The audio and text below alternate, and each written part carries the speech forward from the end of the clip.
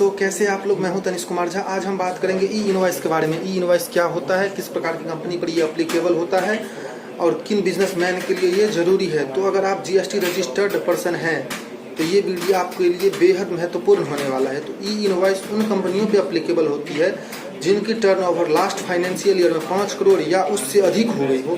तो ई इनवॉइस अब आप पे एप्लीकेबल हो चुकी है।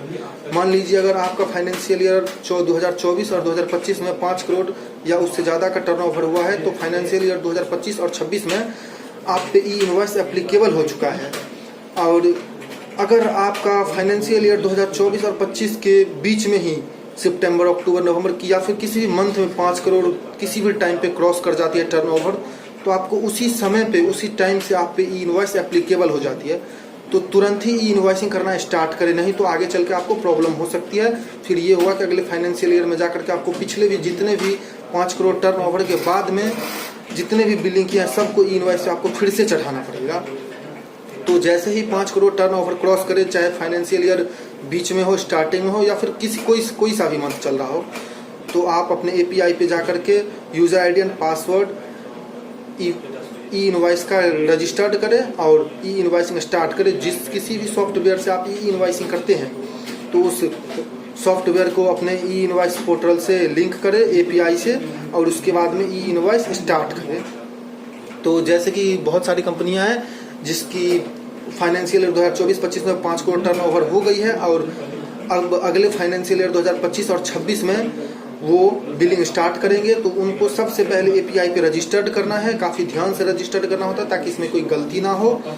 और रजिस्टर्ड करने के बाद में आपको ई वे बिल से भी रजिस्टर्ड करना है, इसको लिंक करना है ताकि आप जब भी ई इनवॉइसिंग करेंगे तो ये ई इनवॉइस इतना बेहतरीन चीज़ है, इतना अच्छा चीज़ है कि अगर आप एक बार ई इनवॉइस पे इसको रजिस्टर्ड कर चढ़ा देते हैं तो ये खुद ही ऑटो फैच हो जाता है ई वे बिल पे। उसके बाद में आपके जीएसटी पे, आपकी मतलब सभी वेबसाइट पे ऑटो फिल हो जाता है।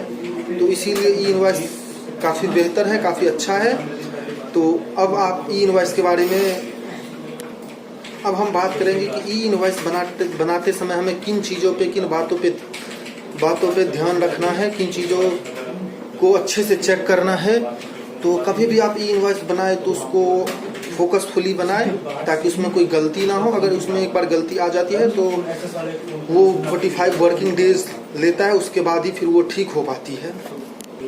जब भी ई इनवॉइस बनाएंगे तो सबसे पहले डेट में हमारी कोई किसी भी प्रकार की गलती नहीं होनी चाहिए। डेट के बाद में जीएसटी नंबर, बिल का address, bill to ship to अच्छे से चेक कर लेंगे ताकि इसमें कोई गलती नहीं आए।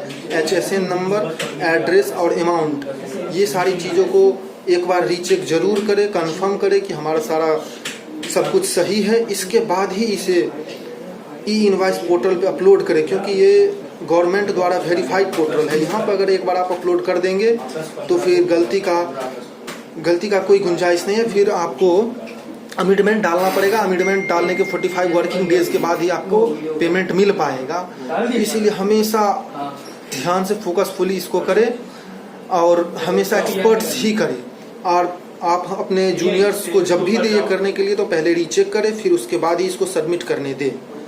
इससे काफ़ी आसानी होती है। ई इनवॉइसिंग करने से जीएसटी रिटर्न्स आसान हो जाती है, ऑडिट आसान हो जाती है, ई वे बिल पे ऑटो फैच हो जाती है। इससे डुप्लीकेट बिलिंग पे रोक लगती है। ये सरकार द्वारा वेरीफाइड वेबसाइट है। इस साइट पे जब भी आप ई इनवॉइस जनरेट कर देंगे तो आपको एक QR कोड मिलेगा जो सरकार द्वारा वेरीफाइड होगा। सरकार द्वारा वेरीफाइड करने के बाद आपको एक QR कोड दिया जाएगा जिससे आप अपने ई इनवॉइस को कहीं पे भी शेयर कर सकते हैं, जो कि बिल्कुल सरकार द्वारा मान्यता प्राप्त होगी। अब हम बात करेंगे कि ई इनवॉइस में गलती होने की संभावना या चांस को कैसे कम करेंगे, हम क्या ऐसा करेंगे जिससे कि ई इनवॉइस हमारा गलत ना हो या फिर उस गलत होने की संभावना कम हो जाए। तो इसके लिए हम अच्छे से अच्छे सॉफ्टवेयर का इस्तेमाल करेंगे। ऑटो चेक जैसी सॉफ्टवेयर का इस्तेमाल करेंगे जिससे ऑटो चेक हो जाए और ऑटो चेक होने के बाद में ई इनवॉइस साइट पे अपलोड। Thank you.